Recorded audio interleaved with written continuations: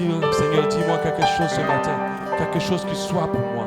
Quelque chose qui soit pour moi. Kalabala sheke. Yokolo baba baba la shekelebe. Yokolo sakabala shekelebe. Merci Seigneur. Merci pour ta parole. Amen. Nous nous asseyons dans sa présence. Nous allons écouter la parole. Alléluia. J'aime tellement la présence de Dieu. Amen. Je pense qu'il n'y a pas meilleur moment que la présence de Dieu.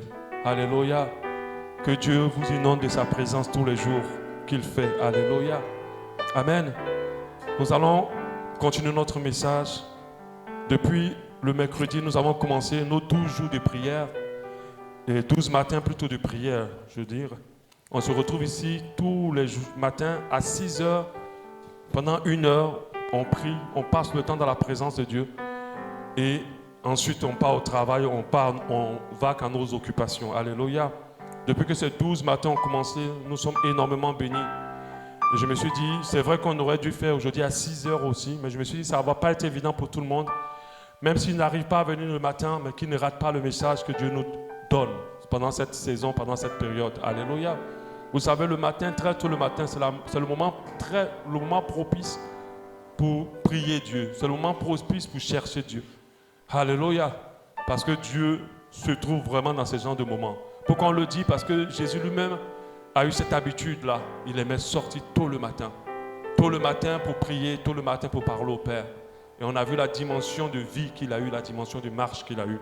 Notre thème de cette année, c'est une foi éprouvée, mais persistante. Donc chaque année, on fait 12 matins de prière. On a commencé, je crois, en 2018. Je crois que cette fois, c'est la 3e ou 4e saison. Bon, je crois 3e ou 4e, je ne me rappelle plus. Parce qu'on a fait un au confinement, on en a fait 2 avant. 3e ou 4e saison des 12 matins. Alléluia. Amen. Une foi éprouvée, mais persistante. Notre verset de base, c'est l'apôtre Paul qui le dit en 2 Timothée 4,7. J'ai combattu le bon combat. J'ai combattu le bon combat. J'ai achevé la course. J'ai gardé la foi. Alléluia. Amen.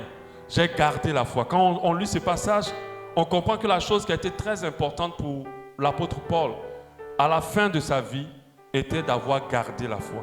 Alléluia. Était d'avoir gardé la foi. Ce n'est pas le fait qu'il ait construit des maisons pour laisser à ses enfants. Ce n'est pas le fait qu'il est imparti du monde entier. Ce n'est pas parce qu'on peut faire toutes ces choses-là. Si on perd notre foi, on a tout perdu. Alléluia. Vous savez, nous acquérons la foi par un programme. Un jour, nous donnons notre vie à Jésus, nous écoutons la parole et nous donnons notre vie à Jésus parce que la parole de Dieu dit que la foi vient de ce qu'on entend. Et chacun de nous acquiert la foi à un moment donné. Et je pense que chacun de nous ici a accepté Jésus à un moment donné de sa vie. Nous sommes plusieurs à recevoir dans la foi et dans le monde entier, il y a des millions et des milliards, je peux dire, de personnes qui se convertissent. Mais le challenge, le défi, c'est de pouvoir garder la foi jusqu'à la fin. Et c'est là qu'il y a beaucoup de problèmes en fait. Parce qu'autant qu'il y a des millions de personnes qui acceptent Jésus, même par jour, il y a des centaines de milliers de personnes qui donnent leur vie à Jésus. Mais dans notre saison, dans notre époque aujourd'hui, il y a autant de centaines de milliers de personnes aussi qui abandonnent la foi. Le challenge, c'est de garder. C'est pour ça que l'apôtre Paul a dit, j'ai gardé la foi. J'ai combattu le bon combat. En fait, le combat qu'il combattait, c'était de ne jamais perdre la foi. Alléluia. C'était ça son véritable combat. C'est-à-dire, peu importe ce qui va m'arriver, il faut que je ne perde jamais ma foi en Dieu. Une chose est d'avoir la foi, mais une autre est de la garder. La foi de tous les croyants, sans exception, que tu sois riche, que tu sois pauvre, que tu sois pasteur ou pas, que tu sois ancien chrétien ou pas, sera éprouvée. Toutes les foi sont éprouvées. Toutes les foi sont bousculées. Toutes les foi sont remuées. Alléluia. Amen. Donc nous devons comprendre que l'ennemi va éprouver notre foi. Son but, c'est que la majorité, tous ceux qui acceptent Jésus perdent la foi en Christ à un moment donné. Parce que c'est la chose la plus importante que Jésus viendra chercher en toi lorsqu'il viendra, comme la parole de Dieu nous dit en Luc 18:8. Mais quand le Fils de l'homme viendra, trouvera-t-il la foi sur la terre? La terre. Alléluia. Ce qui importe le plus pour Dieu, c'est que tu gardes ta foi jusqu'à la fin.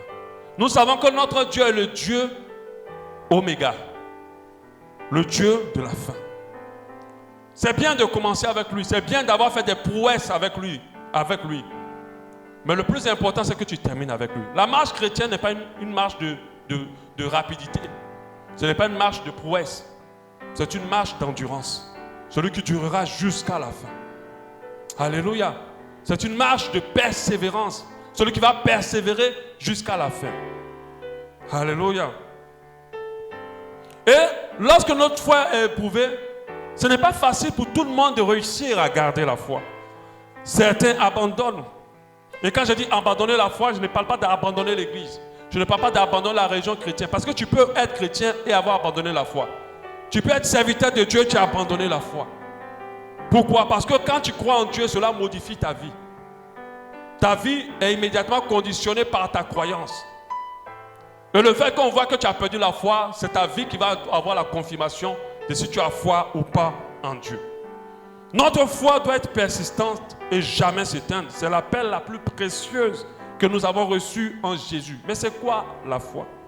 Parce que quand on parle de foi, on a tous tendance à croire que lorsque je crois que Dieu peut donner quelque chose, il va donner. Oh mon frère, ma soeur, ne doute jamais de Dieu. Et il peut tout te donner.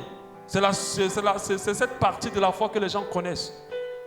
Mais cette partie de la foi, elle n'est pas assez puissante tant qu'il n'y a pas tout le complet, le package de la foi. Alléluia. Hébreux 11, 1 nous dit, « Or la foi est la ferme assurance des choses qu'on espère et une démonstration de celles qu'on ne voit pas. » Si on reste sur ce verset-là, beaucoup ne vont pas comprendre c'est quoi la foi. Parce qu'on espère tout et n'importe quoi.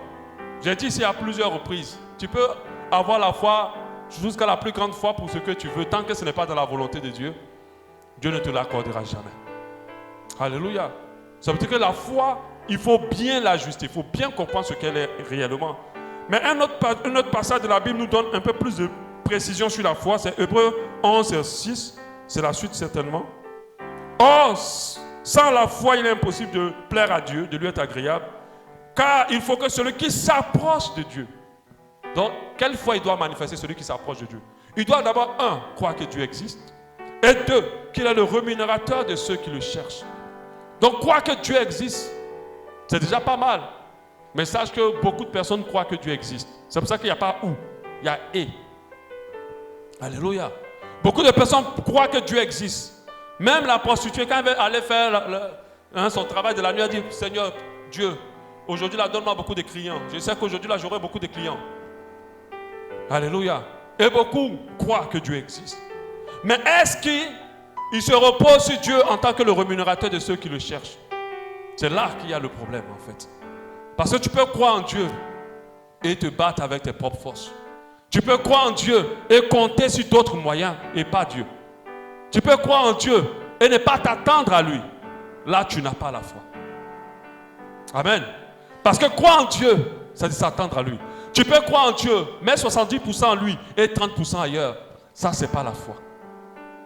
Parce que quand on a la foi, c'est 100% en Dieu, sur Dieu. Alléluia.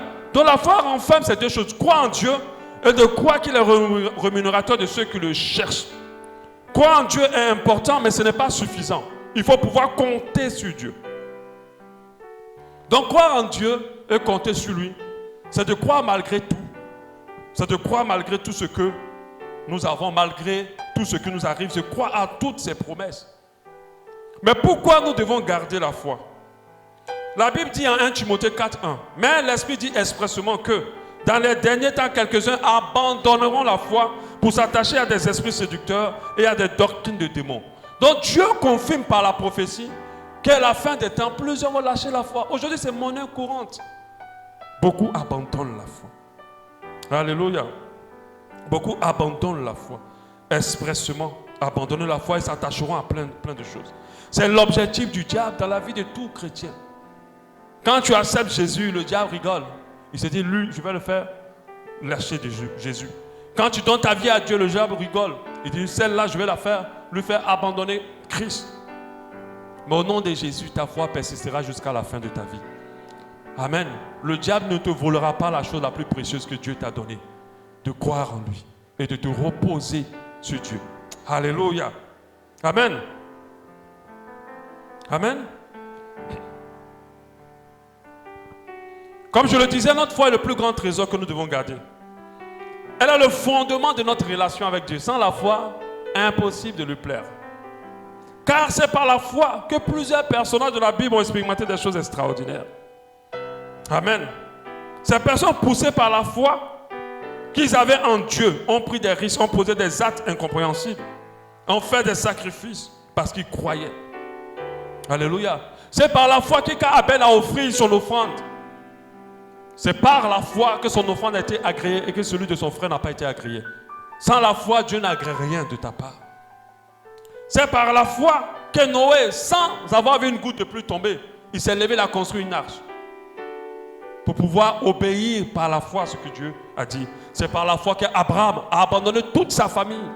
Et il s'est levé pour aller quelque part. Parce que Dieu l'avait dit. C'est par la foi que Moïse a fui le luxe qu'on lui donnait dans la maison de Pharaon. Pour aller vivre dans la pauvreté et la difficulté. Comme je l'ai dit, quand tu crois en Dieu, cela modifie ta vie. La foi, ce n'est pas le fait de parler. C'est est-ce que cela se voit dans les œuvres que tu fais? Cela se voit dans tes décisions. Cela se voit dans les voies que tu suis. Cela se voit dans les pensées que tu as. Est-ce que cela se ressent quand tu es dans des situations? Est-ce que tu as la foi? C'est là que Dieu connaît la foi de chacun de nous. Alléluia. Mais pourquoi nous devons garder la foi? C'est par la foi en Christ que nous devenons enfants de Dieu. Sans la foi, le Saint-Esprit, tu ne peux pas faire de part. Tu ne peux pas expérimenter le Saint-Esprit qui t'atteste que tu es enfant de Dieu. C'est parce que tu crois en Dieu, d'abord, que quelque chose se passe dans ta vie et que l'Esprit de Dieu vient. C'est par la foi que nous arrivons à marcher dans la sainteté. Si tu n'as pas foi en Dieu, tu ne peux pas marcher dans la pureté. Ce n'est pas possible. La foi soutient notre marche dans la sanctification. Quand vous voyez quelqu'un commence à s'embouber dans le péché, sa foi diminue. Parce que si tu crois que Dieu existe, qu'il te voit.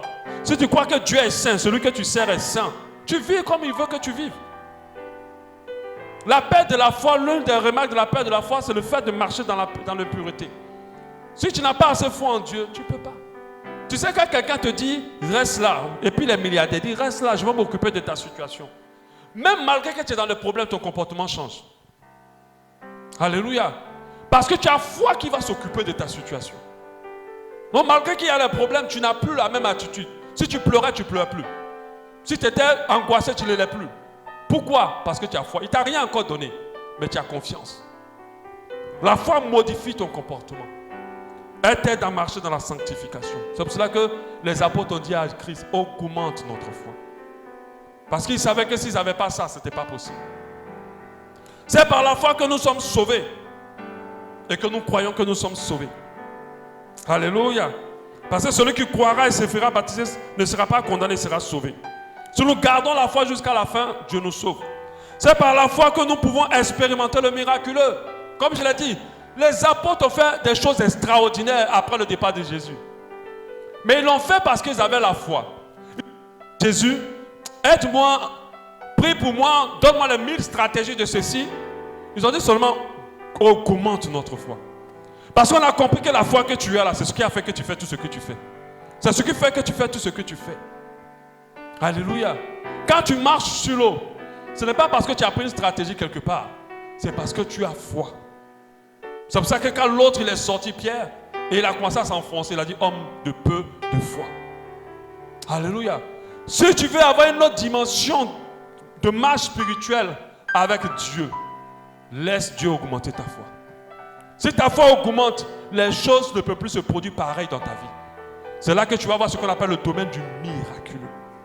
Le domaine de la puissance de Dieu. Elle n'est qu'activée que par la foi. Nous ne cherchons pas, nous les enfants de Dieu, nous ne cherchons pas la puissance de Dieu dans les problèmes, dans les situations ou des pratiques qui frisent au fétiche ou qui frisent au maraboutage. On va te dire, si tu es telle dimension, fais 40 jours de jeûne. Oui, ce n'est pas mauvais. Mais ne laissez pas les gens vous emmener dans ce genre de choses. Alléluia. Il faut croire et ne pas douter une seule seconde de votre Dieu. Et vous verrez le miracle de Dieu vous envahir. C'est par la foi que nous rentrons dans toutes les promesses de Dieu. Ce qu'il a promis pour toi, la foi est la seule clé pour ouvrir ses promesses, pour activer ses promesses. C'est pour ça qu'il a dit, tout ce que vous demanderez en priant, croyez que vous l'avez reçu et vous le verrez s'accomplir. C'est par la foi que nos prières ont de l'efficacité. Celui qui prie sans croire prie pour rien. Celui qui prie sans réaliser qu'il a déjà obtenu ce qu'il demande, prie pour rien. C'est pour ça que quand un enfant de Dieu prie, quand il a fini de prier, il dit merci Seigneur parce que tu m'as exaucé. Et Jésus le faisait. Quand il finissait de prier, le miracle ne s'est pas encore opéré, mais il disait merci déjà à Dieu parce que tu m'as exaucé. Il rendait grâce après la prière. Or, normalement, l'action de grâce est après l'action de Dieu. Alléluia.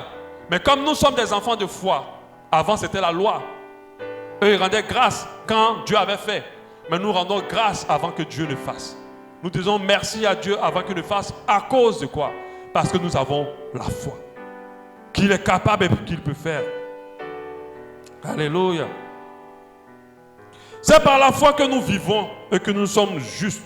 Parce que la Bible dit, le juste vivra par la foi. Ça veut dire qu'il n'y a rien sur quoi il peut se reposer, si ce n'est que la foi en Dieu. Avoir foi en Dieu, c'est de croire qu'il existe et c'est de se reposer sur lui pour toutes choses dans notre vie. C'est ça la véritable foi. Se reposer sur lui pour toutes choses. C'est par la foi que nous remportons les victoires sur les ténèbres. Pourquoi quand je dors, je ne crains rien? Pendant que les ténèbres, le monde spirituel est activé. Le monde spirituel est en ébullition pour nos vies. Tous les jours tu te réveilles, il y a des gens qui sont en colère. Mais pourquoi tous les jours tu dors sans t'inquiéter? C'est parce que par la foi tu as remporté la victoire. Par la foi tu es plus que vainqueur par celui qui t'a aimé. Et tu dois le réaliser de telle sorte que quand l'ennemi veut te frayer avec l'ombre de ces choses à venir mauvaises, tu n'as même pas peur parce que ces choses ne s'accompliront pas dans ta vie. Parce que toi tu crois. C'est parce que je crois que je vais au village, je ne me sens pas inquiété. C'est parce que je crois que je passe devant le temple d'un bouddhiste, je ne me sens pas inquiété. C'est parce que je crois que même si je vais dans la maison d'une personne qui dit occultisme, je n'ai pas à m'inquiéter. Mais les enfants de Dieu, vous partez dans la maison, vous vous pommadez avec l'huile d'onction, vous ne dormez même pas, l'œil ne se ferme pas. Toute la nuit, vos yeux sont ouverts. Quelle foi tu as? Je dis, quand tu as la foi, tu crois que Dieu existe et tu comptes sur lui pour toutes choses dans ta vie. Alléluia. Et il faut comprendre que sans la foi, tu ne peux jamais être agréable à Dieu. La Bible dit, or sans la foi, il est impossible de lui être agréable. Tu ne peux pas être agréable à Dieu. Moi, je veux être agréable à Dieu, alors je dois croire en Dieu et me reposer entièrement sur lui. Mais cette foi que nous avons, le diable ne veut pas que nous l'ayons. Le diable veut que tu te reposes sur ton frère, sur ta soeur. Le diable veut que tu te reposes sur un parent. Le diable veut que tu te reposes sur un marabout. Le diable veut que tu te reposes sur ton intelligence. Le diable veut que tu te reposes sur des stratégies qu'on va t'enseigner. Le diable veut que tu te reposes sur ta nation. Mais la véritable foi veut qu'on se repose sur Dieu entièrement. Parce qu'il faut compléter cela. Parce que quand tu te reposes sur Dieu entièrement, ça n'arrange pas le diable. Parce que celui qui se repose sur Dieu entièrement ne peut pas être confus. Alors l'ennemi va tout faire pour t'arracher cette capacité de compter sur Dieu. On va voir les différentes choses qui éprouvent notre foi. Et on verra comment avoir la victoire sur ces choses-là. L'une des premières choses qui éprouve notre foi, ce n'est pas en première position, mais qui a quand même la palme d'or de l'épreuve de notre foi, c'est la souffrance. La souffrance. Donc une foi éprouvée par la souffrance et la détresse. Une foi éprouvée par la souffrance et la détresse. Mes frères, Jacques 1, 2 à 4. Mes frères, regardez comme un sujet de joie complet les diverses épreuves auxquelles vous pouvez être exposés, sachant que l'épreuve de votre foi produit la patience. Mais il faut que la patience s'accomplisse parfaitement sans œuvre, afin que vous soyez parfaits et accomplis, sans faillir. Alléluia. La souffrance a été mal comprise. Et malheureusement, la souffrance a été dissociée de la foi. On enseigne plus aux chrétiens que lorsque tu viens à Jésus, plus de souffrance. Lorsque tu es devenu chrétien, il n'y a plus de problème. On a le chant super. Moi, je ne souffrirai jamais, je ne manquerai de rien. Et on le chante comme ça, et les gens chantent. Après, ils souffrent. Après, ils chantent encore. Et ils souffrent encore. Mais arrivé un moment, comme je le dis tout le temps, on ne suit pas Dieu seulement avec... faut suivre Dieu aussi avec le cerveau. Réfléchis quand même. Amen. Ne suis pas Dieu comme ça. Celui qui te dit toujours que tu ne vas pas souffrir, il s'enrichit et toi tu es dans la souffrance. Lui il fait des voyages à Las Vegas et tout, et toi tu es dans la souffrance et il te dit tu ne vas pas souffrir. Et maintenant quand tu souffres, il dit tu souffres parce que quelqu'un te mange. C'est toujours quelqu'un qui mange quelqu'un pour que la personne reste dans la souffrance. Mais arrêtez ça. Changez de scénario. Alléluia. Les chrétiens se disent quand on devient chrétien, plus de souffrance. On voit même des gens évangéliser. Viens à Jésus et tu vas te marier. Viens à Jésus et tes ennemis vont tomber. Tu vas être riche. Moi, depuis que je suis à Jésus, je suis heureuse. Je suis ceci, je suis cela. Et c'est ce qu'on prêche. Des menteurs. Ce n'est pas la vérité. Parce que la vie d'un enfant de Dieu, là, l'héritage qui est dedans, c'est la souffrance aussi. Si je mens, on va observer ta vie jusqu'à la fin. Je n'ai pas dit que je te maudis, mais c'est la vérité. Ce qui fait que lorsque un enfant de Dieu souffre, sa foi est ébranlée. Il ne comprend plus rien. Je dis, mais qu'est-ce qui se passe? Ce n'est pas ce qu'on m'a dit. Jésus, ce n'est pas le contrat entre nous deux. Toi, tu peux signer un contrat avec Jésus. Il y a d'autres qui parlent à Jésus, on dirait que c'est leur ami. Donc quand je veux dire ami, ça veut dire que tu le prends en bas. Même si on chante mon meilleur ami, il faut respecter Dieu. C'est ton autorité. Alléluia. Amen. Si tu peux respecter le président, tu dois donner plus de respect à Jésus que le président. Parce que Jésus a fait le président. C'est ton ami, hein, mais il faut savoir qu'il y a des limites. Un ami, ça veut dire que tu te confies à lui et il te confie des choses. C'est ça l'amitié. Mais il faut qu'il y ait le respect. Seigneur, ce n'est pas pour ça que j'ai signé. Tu as signé où? Quand je venais à toi, là, ce n'est pas pour ça que j'ai signé. Tu m'avais dit que j'aurais plus de souffrance. Donc, on a du mal à associer la souffrance à la foi. Et malheureusement, la majorité des chrétiens trouvent que ce n'est pas possible. C'est pour ça que quand vous voyez des clips chrétiens, on montre toujours l'abondance, la richesse, pour dire voici ce que Jésus a fait. Des menteurs. Dites où vous êtes allés avoir ce. Certains ont réussi par la grâce de Dieu, mais d'autres sont passés par autre chose. Alléluia. Un enfant de Dieu doit comprendre que la souffrance fait partie de son héritage. Regardez Jésus lui-même. Moi, je ne sais pas. Si vous avez choisi Jésus, c'est que vous avez choisi le mauvais Dieu si vous ne voulez pas souffrir. Parce que lui, il a souffert. Regardez les apôtres. On peut dire, bon, Jésus a souffert toutes nos souffrances, il n'y a plus de souffrance, oui. Mais regardez les apôtres. Ils ont souffert. Ils sont mal morts. Ils allaient de souffrance en souffrance. Mais il y a une chose qu'on n'arrivait jamais à les retirer. Leur foi. Malgré qu'ils souffraient, ils restaient dans la faim. Ils étaient chassés dans toutes les villes. Ils étaient décapités. Mais personne n'arrivait à lever leur foi. Et ça énerve le diable. Parce que l'objectif du diable, lorsqu'il t'amène dans la souffrance, c'est pour enlever ta foi. Jésus ne souffrait pour rien. Mais toi là, tu souffres parce que tu as fait des mauvais choix. Et encore, tu as fait des mauvais choix, tu as les conséquences des mauvais choix et puis tu veux laisser encore Dieu. Il a fait quoi dedans? C'est toi qui allais faire des mauvais choix. Tu as vu le beau gars, on t'a dit lui là, tu dis que tu vas le suivre. Il te plaque, il te fait des coups bas, tu souffres, je ne peux plus vivre. On reçoit des messages, des fois des âmes sur notre téléphone. Oh pasteur, je vais me suicider. J'en ai reçu un peut-être il y a deux semaines, 3 semaines. Quand je commence l'histoire, mais c'est toi-même qui allais chercher le suicide. Tu allais faire quoi avec le gars? Mais la personne veut se suicider comme si c'était Dieu qui l'avait mis dans le problème. Amen. La souffrance fait partie aussi du partage. Je n'ai pas dit de l'héritage. Parce qu'il y a un partage et héritage. Notre héritage est dans les cieux. Du partage du chrétien aussi, ça fait partie. Toi, tu es assis dans un pays où on n'a pas de problème avec le christianisme. Mais nous prions, nous cotisons de l'argent pour un frère en Algérie. Actuellement, sa femme est hospitalisée de Covid. La ville où le feu est en train de ravager la ville, avec un degré de soleil, c'est la souffrance. Il n'a pas d'argent. Mais quand je parle avec lui, j'ai envie de suivre encore Jésus. Parce qu'il est comme les apôtres. Il parle du Seigneur comme s'il venait de l'accepter. Oh, il est chrétien depuis. C'est-à-dire, plus il souffre, plus il a envie de s'attacher à Dieu. C'est ça le but d'un enfant de Dieu. Quand certains chrétiens souffrent, ils sont ébranlés dans leur foi, ils finissent par ne plus se reposer sur Dieu. Ils finissent par ne plus s'attendre à Dieu. Ils finissent par ne plus compter sur Dieu. Ils finissent par ne plus espérer en Dieu. Ils cherchent d'autres stratégies. Alléluia.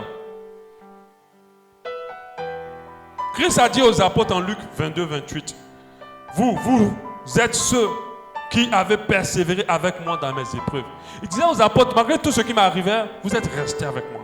C'est pourquoi je dispose le royaume en votre faveur, comme mon Père l'a disposé à ma faveur, afin que vous mangez ou buvez à ma table dans mon royaume et que vous soyez assis sur des trônes pour juger les 12 tribus d'Israël. La souffrance, Dieu la permet dans nos vies. Dieu la permet dans notre vie. Parce que ce qui n'a pas été éprouvé ne peut pas arriver à la perfection.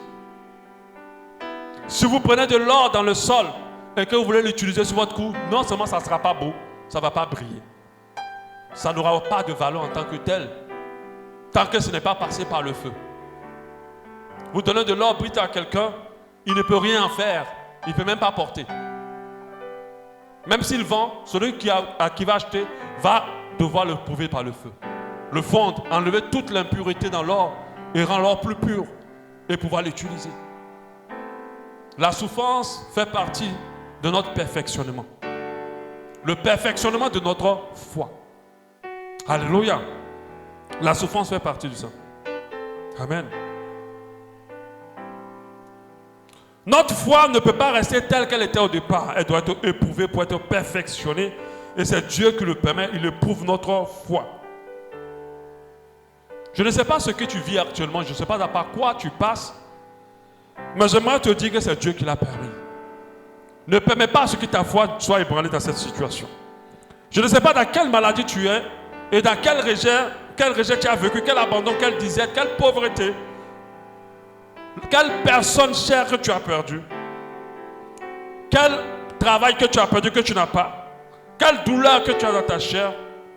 Mais j'aimerais te dire que dans la Bible, il y a des gens qui ont souffert aussi comme toi. Regardez ce que Jérémie dit, le prophète Jérémie, Jérémie 15, 18. Il dit, pourquoi ma souffrance est-elle continuelle? Il dit, pourquoi ma souffrance est-elle continuelle? Pourquoi ma plaie est-elle douloureuse?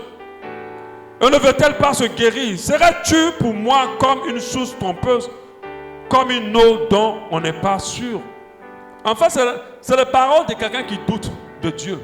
C'est la parole de quelqu'un qui est en train de perdre un peu sa foi. Mais nous voyons par la suite qu'il la récupère. Il a triomphé de toutes ses épreuves. Alléluia.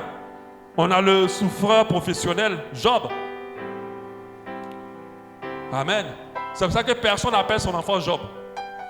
Or que c'est un beau nom. Alléluia. On n'appelle pas, bon, je ne sais pas si vous connaissez quelqu'un qui s'appelle Job. Hein. J'ai rarement vu un enfant qu'on appelle au nom Job. Steve Jobs, oui, c'est le nom des familles. Parce qu'il a tellement souffert qu'on ne veut même pas de sa souffrance. Mais vous n'avez pas vu la gloire qu'il a eue après. Alléluia. Mais lui, il n'avait rien fait. Dieu voulait juste le prouver. Tellement il souffrait, sa femme vient, elle dit en Job 2, 9, tu demeures ferme dans ton intégrité. Donc pour dire, toi tu continues encore à avoir foi en Dieu. Et elle lui dit, maudit Dieu et meurt. Il y a des gens qui n'ont même pas besoin qu'on leur dise maudit Dieu et puis meurt. Eux-mêmes vont commencer déjà à maudire Dieu quand ça commence. Alléluia. Tu penses que tu souffres. Il y a des gens qui souffrent plus que toi. Quand tu vas voir la souffrance de d'autres personnes, tu vas commencer à louer ton Dieu. Alléluia. Amen.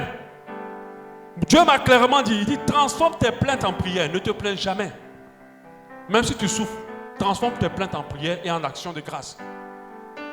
C'est ça qu'on a l'impression que c'est eux-mêmes qui sont les plus souffrants de la ville, du monde entier.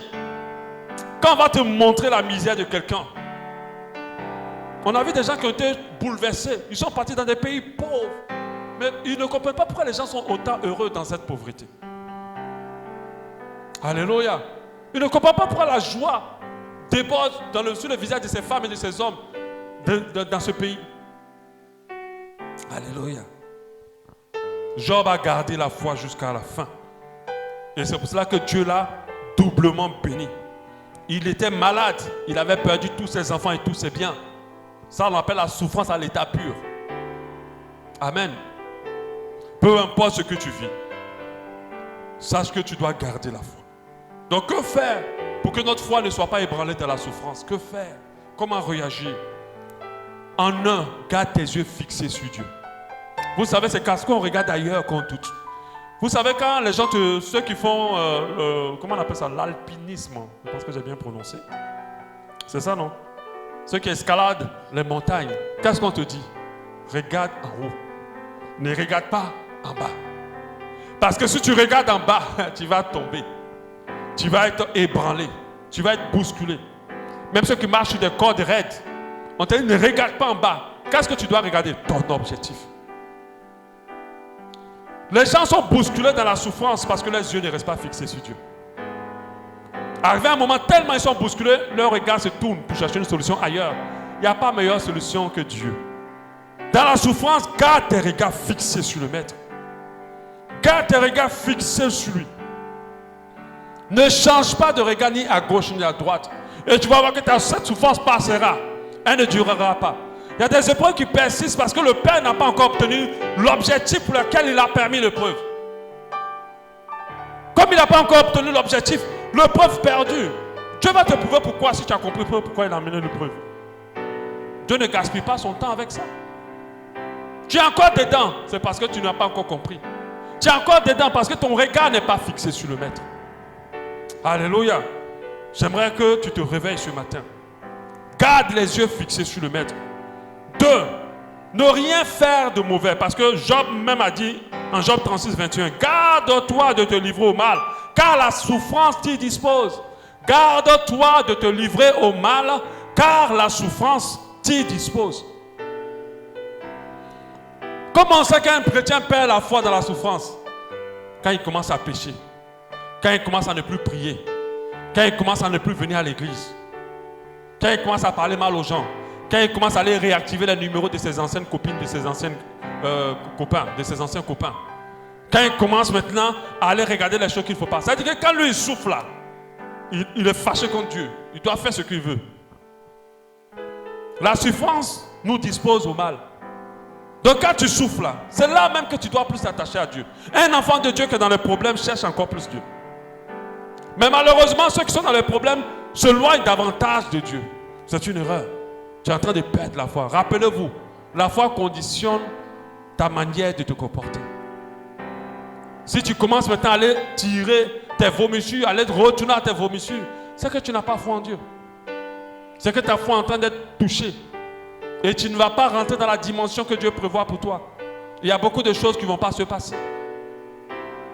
Vous savez c'est quoi la foi en image? C'est de se jeter du haut d'un tour et de croire que quelqu'un va nous rattraper. Parce que quand tu es dans les airs, tu n'as aucun appui. Si ce n'est ta confiance au Dieu de miracles. Alléluia.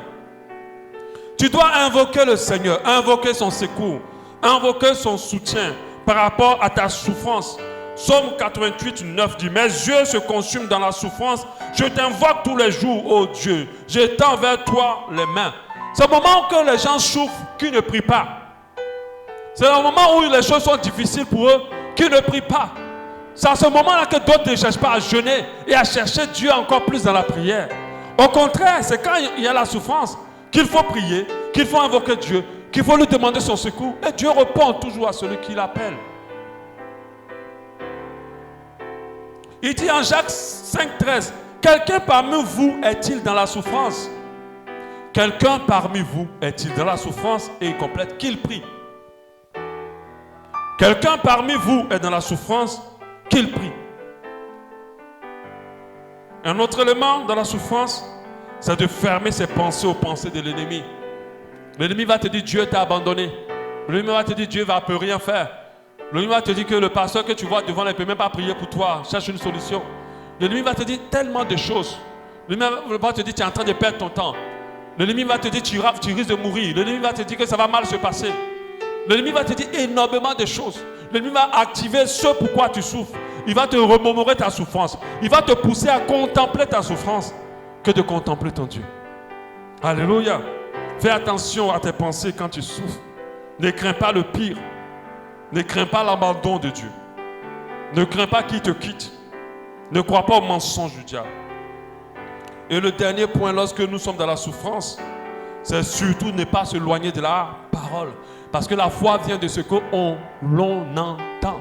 C'est dans la souffrance que tu dois ouvrir la Bible et méditer. Chercher une réponse de Dieu. Chercher un réma de Dieu. Chercher une orientation. C'est dans la souffrance que tu dois mettre les enseignements. Peut-être qu'ils sont liés à la souffrance que tu vis. Si c'est une maladie, va écouter des témoignages de guérison. De personnes qui ont été guéries par Dieu. Écoute, réécoute, réécoute. Et que ta foi soit nourrie. Et que Dieu opère le miracle. Si c'est un problème de stérilité, écoute les femmes que Dieu a rendues fécondes. Lis les passages de Sarah, de Rebecca. Lis les passages de tous ceux qui étaient stériles. Et médite la parole de Dieu. C'est dans la souffrance qu'il faut chercher à méditer encore plus la parole. Et écouter davantage la parole de Dieu. La souffrance éprouve beaucoup de fois. À cause de la souffrance, beaucoup ont laissé Dieu. À cause de la souffrance, la sœur zélée a dû abandonner les voies du Seigneur pour choisir d'autres choix qui vont lui permettre de ne plus rester dans cette souffrance. Il y a des gens qui sont toujours ébranlés par leur souffrance de manière négative. Le but d'une souffrance, c'est de te rendre meilleur. Le but d'une souffrance, c'est de t'amener dans une autre dimension. Il n'y a pas de nouvelle dimension à un Dieu sans souffrance. Sans épreuve, je préfère dire. Parce que la souffrance de l'épreuve va dépendre de toi. Tu peux vivre une épreuve sans en souffrir. Parce que Dieu est dans la barque avec toi. Alléluia. La foi peut être éprouvée aussi. Un deuxième ennemi de la foi, c'est ce qu'on va voir pour terminer. À partir de demain, nous allons continuer les autres ennemis. Ça sera en ligne, bien sûr. La foi peut être éprouvée par la chute d'un modèle. D'une personne que vous voyez pour dire, waouh, c'est un bon chrétien, c'est un bon frère, c'est une bonne sœur, c'est un bon pasteur. La Bible dit en Romains 14, 21, il est bien de ne pas manger de viande, de ne pas boire de vin, de s'abstenir de ce qui peut être pour ton frère une occasion de chute, de scandale ou de faiblesse. Selon la Bible, il y a deux catégories de chrétiens dans l'église. Les chrétiens forts en foi et les chrétiens faibles dans la foi. Et vous allez voir le comportement des chrétiens faibles dans la foi, c'est qu'ils sont encouragés à continuer à suivre Dieu à cause de la foi de ceux qui sont forts. Alléluia. Amen. Ils sont encouragés à suivre Dieu à cause de la foi de ceux qui sont forts. Alléluia. Amen. Tout le monde n'est pas aussi solide dans nos assemblées. Tout le monde n'a pas aussi une grande foi dans nos assemblées. Et lorsque ceux qu'ils suivent ou ceux qu'ils prennent pour modèle tombent, chutent ou font quelque chose de terrible, des fois la foi de ces personnes-là est ébranlée. Amen. Des pasteurs qu'on attrape en flagrant délit d'adultère ou de fornication, des femmes de Dieu qui font des choses terribles, d'escroquerie et tout ça. Et des frères et des sœurs zélés qui tombent si bas dans le péché peuvent faire abandonner la foi de certaines personnes. C'est pour ça que nous avons une grande responsabilité. Lorsque nous sommes les seuls chrétiens de nos familles, faisons attention. Lorsque nous sommes les seuls chrétiens de notre travail, faisons attention.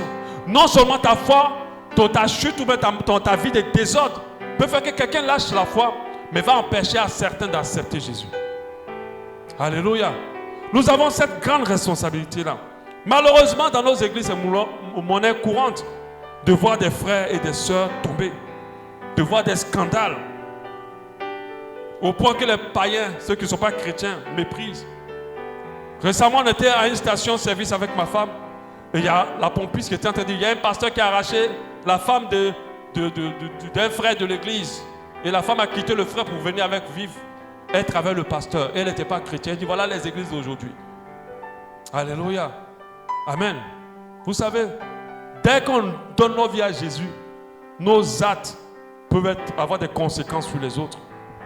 Il faut faire très, très attention. Alléluia. Certains croyants qui, quand on dit faibles, lorsqu'ils vivent ces genres de situations, peuvent être automatiquement ébranlés dans leur foi. Beaucoup ont fini par abandonner la foi. 1 Corinthiens 8, 9 nous dit, prenez garde toutefois que votre liberté ne devienne pas une pierre d'achoppement pour le faible. Pour dire, on est libre de faire toutes choses, mais faisons attention à notre vie.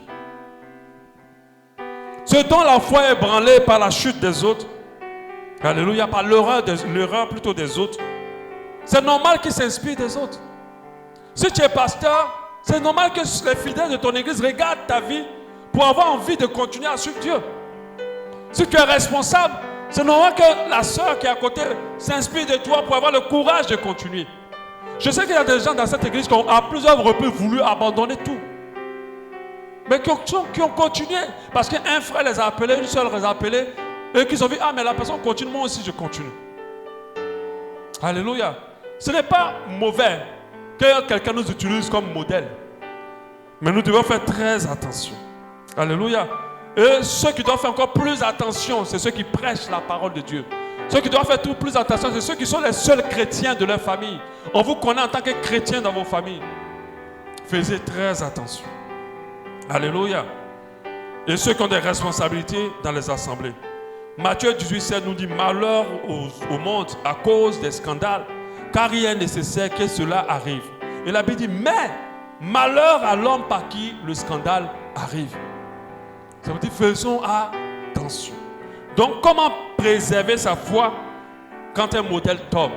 Vous ne pouvez pas empêcher que des gens se compromettent dans leur relation avec Dieu.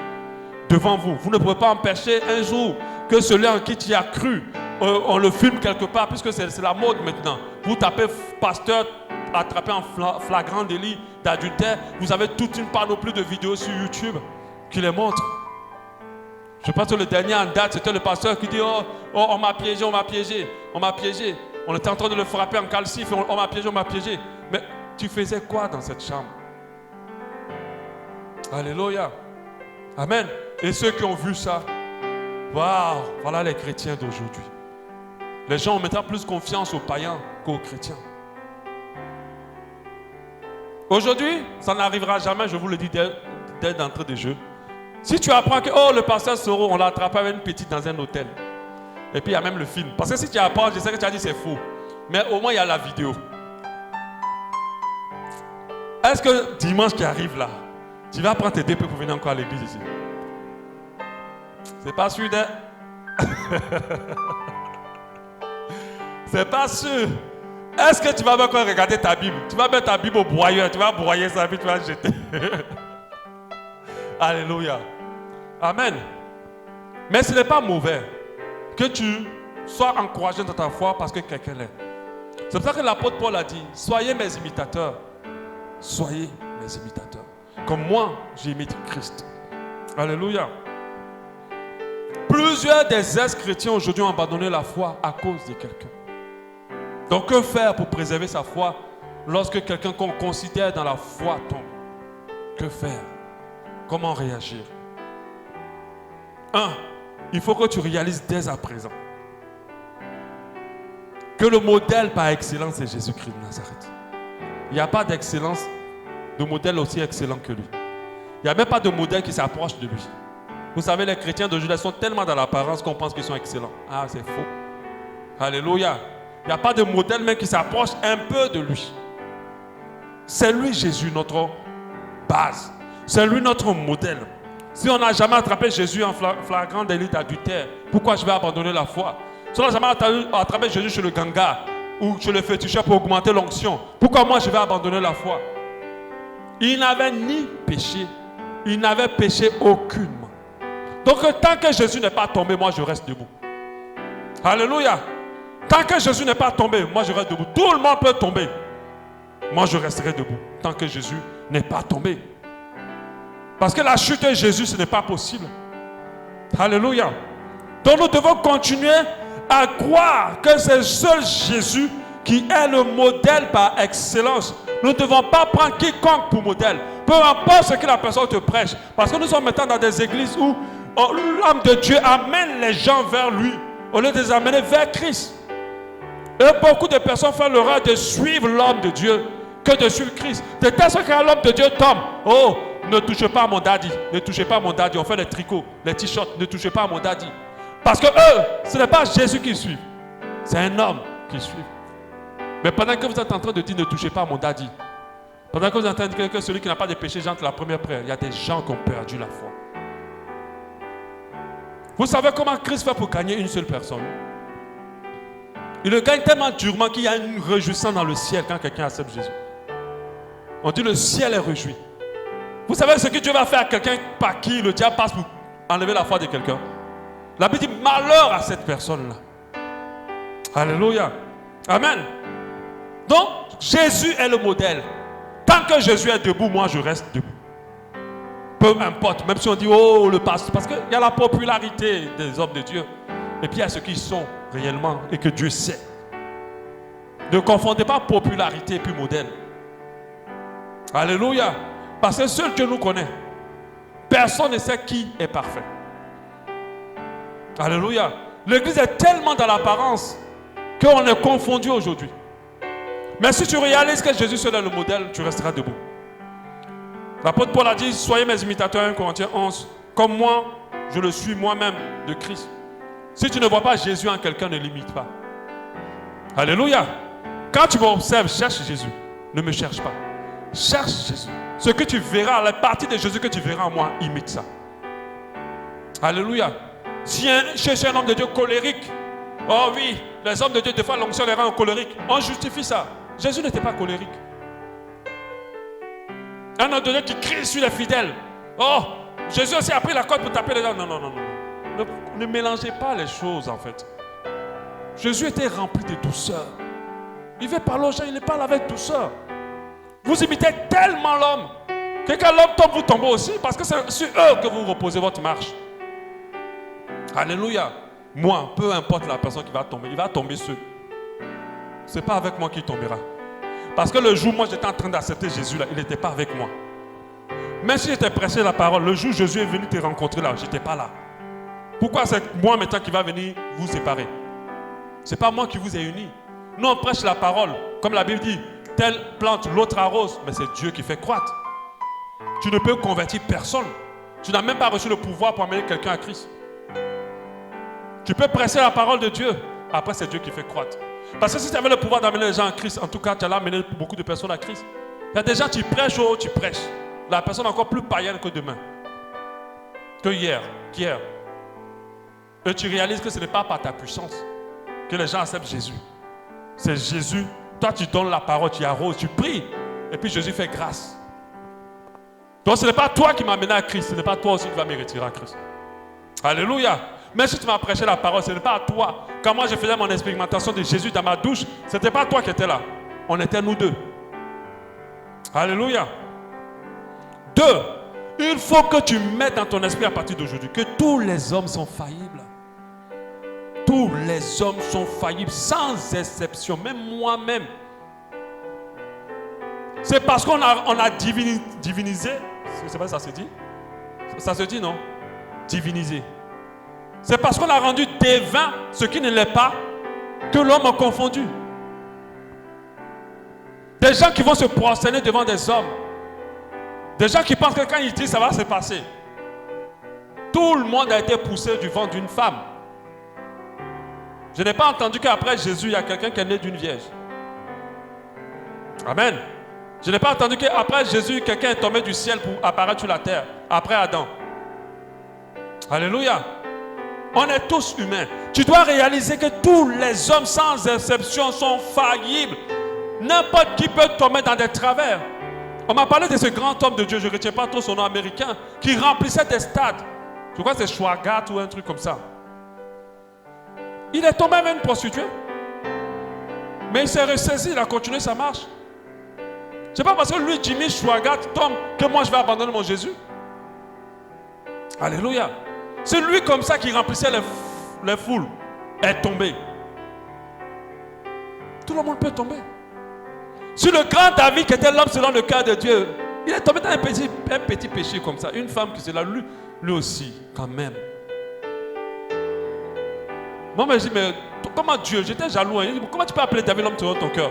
Moi, devant ça, j'aurais résisté. Toi aussi, Dieu. Il est tombé comme ça, puis tu l'appelles encore l'homme selon ton cœur. Le grand David. Tu as vu une dimension d'adoration d'homme à Dieu comme David. Tu as déjà rencontré quelqu'un qui adore Dieu comme David adorait. Tu as déjà vu. Mais si ce grand adorateur de Dieu est tombé, quand tu lis les psaumes, tu sais que tu vois la dimension d'adoration que David avait. Mais il est tombé dans un petit péché d'adultère. Tous les hommes sont faillibles. Ne rends pas divin ce qui ne l'est pas. Ce n'est pas parce que le pasteur a prié que ta maladie est partie qu'il est devenu ton Dieu. Ce n'est pas parce que la soeur, quand elle parle les prophéties, tout est toujours vrai. Il y a beaucoup qui travaillent avec le diable à la divination. Quand on était à Port-Gentil, j'étais avec Vivien et il avait une de ses soeurs qui dit: oh, j'ai appelé un homme de Dieu au téléphone. Et on m'avait volé telle chose. Quand j'ai appelé l'homme, sans même dire à l'homme de Dieu, il m'a dit: oui, qu'on t'a volé quelque chose. C'est ton chauffeur qui a volé ça. Elle est tombée, elle a crié, elle dit: mais comment il a su? Comment il a su? Et elle était en train de dire: mais comment il a fait? Et quand elle parlait avec Vivien, moi je suis arrivé. Et quand elle était là, elle était tellement impressionnée. Et je suis sûr que si elle voit l'homme de Dieu en face, elle va se prosterner. Je lui ai dit: est-ce que tu as entendu parler de ce qu'on appelle la divination? Elle dit: non, c'est quoi? Je dis: mais c'est le mauvais. Tu penses que tout ce que tu fais là, c'est seulement Dieu qui te voit? Les agents du diable aussi te voient. Et il y a des hommes de Dieu qui travaillent avec eux. C'est pas parce que la personne a dit la couleur de ton slip que c'est ton Dieu maintenant. Fais attention. Ne soyez pas impressionnés par les petits miracles du diable. Le miracle le plus puissant, c'est la conversion. Si le diable arrive à changer la vie de quelqu'un qui donne à Jésus puis soit complètement transformé, alors on va changer de Dieu. Mais il ne peut pas faire ça. Il n'arrive même pas à ça. Ils font plein de prouesses dans leurs églises, mais les gens ne se convertissent jamais. Ils sont toujours embourbés dans leur péché. C'est vrai qu'ils ont des choses, ils ont des enfants, ils ont des travails, ils ont des réussites, mais ils ne sont pas changés. Amen. Faites attention. L'homme est faillible, sans exception. Aucun homme ne l'est pas. Tout le monde est faillible. Si tu mets ta confiance en l'homme, malheur à toi, comme la Bible nous dit. Jérémie 17, 5. Ainsi parle l'Éternel: maudit soit l'homme qui se confie en l'homme. Maudit soit l'homme qui se confie en l'homme, qui prend la chair pour son appui. Il ne faut pas t'appuyer sur moi. Ne t'appuie sur aucun homme de Dieu. Écoute la parole, leur parole, ce que Dieu prêche au travers d'eux. Et admire davantage Jésus. Parce que c'est Jésus qui rend l'homme exceptionnel. Sans lui, l'homme ne le peut pas. Admire davantage le Dieu qui le fait, mais ne l'admire pas lui-même. Alléluia. Et qui prend pour la chair pour appui, et qui se détourne du cœur de Dieu. 3. Ne jugez ni ne condamnez ces modèles qui tombent. Ne jugez ni ne condamnez ces modèles qui tombent. Le fait déjà de les juger, de les condamner, c'est de les tenir responsables de votre foi. C'est d'être responsable de votre situation de foi ébranlée. Peu importe celui qui tombe, la réaction d'un enfant de Dieu, c'est la prière. Priez pour eux. Parce que tout le monde est faillible. Même toi. Tu n'as pas la garantie que jusqu'à la fin de ta vie, tu ne tomberas pas. Il y a des gens qui ont été durs. Et puis eux-mêmes, ils se sont trouvés même dans des choses plus terribles même que ceux qu'ils ont accusés. Alléluia. Ne jugez pas. Priez Dieu pour leur vie. Priez Dieu pour qu'ils se relèvent. Réalisez encore que l'homme est beaucoup faillible. Et le dernier élément, 4, il ne faut surtout pas laisser ces modèles qui chuter avec vous. Parce qu'il y a des sœurs qui viennent à l'église avec tout un amour pour le Seigneur. Et puis il y a un frère zélé de l'église qui prêche, qui fait plein de choses. Il a dit: ma sœur, la parole de Dieu dit que oui, on va coucher. Donc non seulement tu es choqué par ce qu'il dit, et des fois tu te laisses emporter. Elle s'en laisse emporter. Il y a une sœur qui m'en parlait. Elle dit: elle est arrivée nouvellement dans une église. Le premier jour quand elle veut partir, le responsable l'appelle. Il dit: appelez-moi cette sœur, il faut que je prie pour elle avant qu'elle parte. Bon, comme les sœurs aussi, elles aiment trop les hommes de Dieu. Donc c'est ça aussi qu'elles sont toujours victimes. Alors je vais prier pour elle.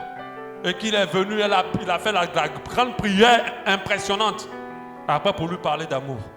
Quelques temps plus tard. Elle s'est dit: ah, voilà un mari qui est gagné dans l'église. Marie, j'ai gagné dans l'église. Après, c'est petit passion au couchage. Elle dit: ah, si je ne couche pas aussi, il va me laisser. Elle rentre dans le couchage après pour la quitter. Alléluia. Quand les autres tombent, veillez à ce qu'ils ne vous emportent pas avec vous. Il y a des gens qui ne sont pas convertis.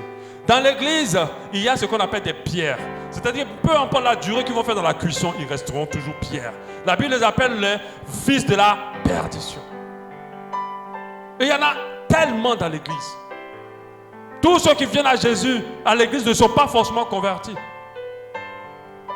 Donc ne laissez pas quelqu'un vous emmener dans sa chute. Ce n'est pas parce que le pasteur qui va te dire: ma soeur, lève-toi, déshabille-toi. Oh, homme de Dieu, homme de Dieu. Quoi? Homme de Dieu, homme de Dieu. Toi-même, tu voulais ça. C'est pour ça que tu tournais autour du bureau de l'homme de Dieu. Après, pour dire: oh, il m'a détourné. C'est toi qui allais détourner l'homme de Dieu d'autrui. Faites attention. Oh, le Seigneur me dit que je reçois du Seigneur que tu dois me donner 500 000. Faites attention. Ne mettez pas votre foi en homme. Il ne faut pas que la chair soit votre appui. Tout ce que vous recevez, éprouvez-le. Ces gens d'enseignement-là, on ne peut pas vous enseigner ça partout. Parce que si on vous enseigne, on ne peut plus vous manipuler. Et nous ne sommes pas là pour manipuler les gens. Nous sommes là pour les amener vers Christ. Et que Christ, par son esprit, les manipule. Et les conduise dans les voies du Seigneur. Le Saint-Esprit ne te conduira jamais loin des voies du Seigneur. Et certains dans leur chute, tu vois le frère, il a aligné toutes les sœurs de l'église. Elles sont venues chercher Jésus, mais elles ont trouvé le frère. Des hommes de Dieu qui ont promis le mariage à plusieurs sœurs. D'autres qui ont tiré d'autres frères pour dire, voilà, on va chercher l'onction quelque part. On a tiré d'autres hommes de Dieu. Moi, je ne suis pas d'accord pour cette pensée, pas complètement, qui dit, quand tu vois quelqu'un qui a réussi, va lui demander le secret. Toutes les réussites ne sont pas de Dieu. Et c'est dans le secret là qu'il va dire, bon, on va aller au bord de la plage. Hein. Je vais t'expliquer comment l'onction, là, quand tu vois le monde comme ça dans mon église, là, je vais te montrer. Et tu t'en vas là-bas, il va dire, bon, on doit se déshabiller, hein, tu sais. Hein. Et d'autres sont là jusqu'à là, à ce niveau-là. Même déjà la plage, même disant, je t'aurais déjà giflé. Mais d'autres vont même, tellement ils veulent avoir une église grande aussi. Et c'est comme ça des fils de la perdition tirent d'autres à perdre la foi. C'est comme cela que des personnes influencent des femmes mariées et les poussent à être rebelles à leur mari et à perdre la foi. Je me rappelle de cette femme-là, deux femmes.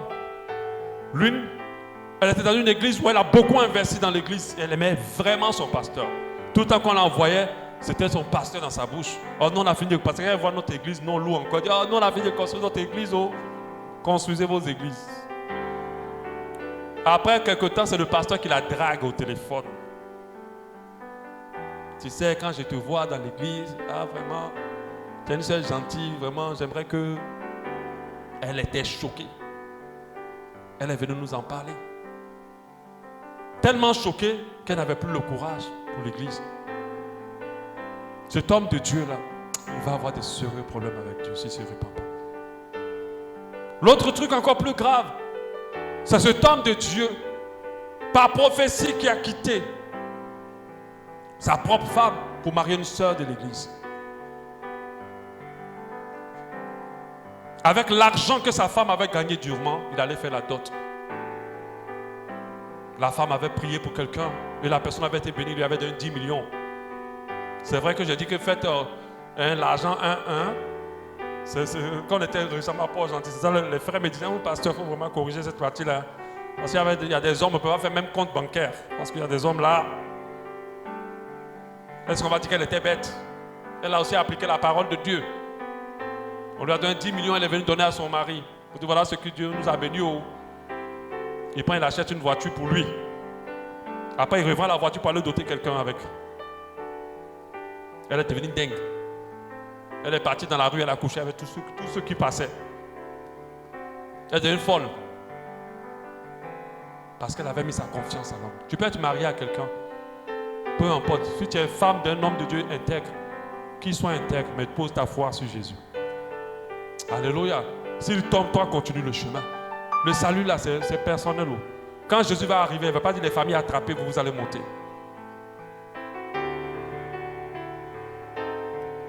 Même si tu aimes ton mari jusqu'à ce que tu ne peux plus respirer, chacun va être soulevé, selon comme il a vécu. Alléluia. On ne s'attrapera pas. Donc ma femme, mon mari, fait tout, hein, mais tu ne peux pas m'enlever Jésus. Alléluia. Et puis en plus au ciel, là, nous deux là, c'est fini. Amen. Quand on arrive, nous tous, c'est fini. Notre amoureux, maintenant, nous tous, c'est Jésus. Donc à cause de ça, moi je vais rater ça. Alléluia. Ne laisse personne tuer ta foi en Christ. Alléluia. Nous allons prier par rapport à toutes ces paroles-là.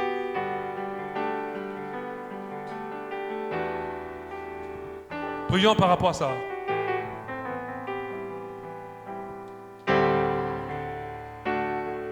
Prions par rapport à ça. Parle à Dieu, parle à Dieu. Dis à Dieu, augmente ma foi, augmente ma foi. Permets à ce qu'elle soit solide, même si je souffre. Qu'elle soit solide, même si je vois des gens tomber. Dis-le avec tes mots.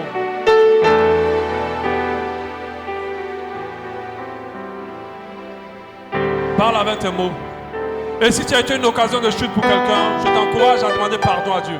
Si tu as, dans ton témoignage de chrétien, tu as fait des choses qu'il ne fallait pas, demande pardon à Dieu. Demande pardon à Dieu. Dis à Dieu, augmente ma foi. Vous savez, la dimension des miraculeux que les apôtres vivaient, c'était parce qu'ils avaient une grande foi. Avant que Dieu n'augmente leur foi, ils ne pouvaient pas beaucoup de choses. Tu veux voir Dieu dans une dimension élevée, que ta foi grandisse. Tu veux voir Dieu intervenir pour ta situation, que ta foi grandisse. Tu veux voir Dieu dans une dimension puissante, que ta foi grandisse. Tu veux rentrer dans les promesses de Dieu, que ta foi grandisse. Tu veux être sauvé à la fin, ne perds pas, surtout pas ta foi. Continue à parler à ton Dieu.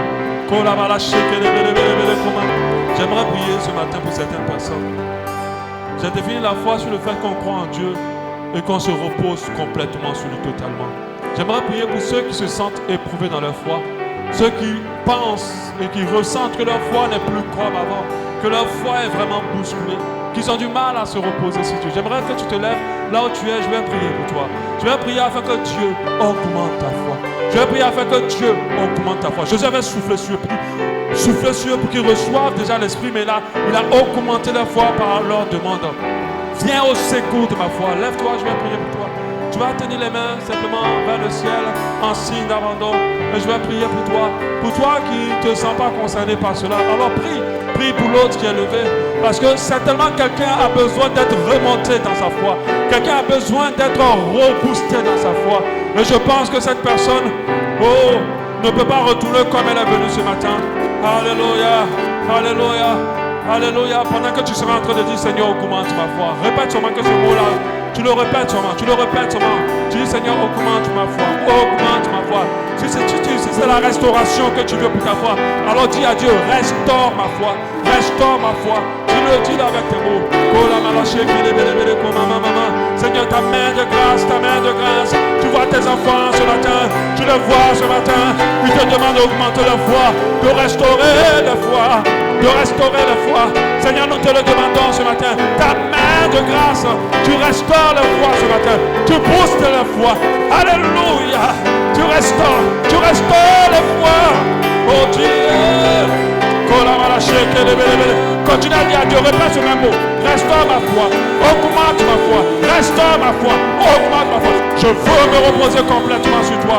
Au nom de Jésus. Au nom de Jésus, au nom de Jésus, que Dieu restaure profondément ta foi ce matin.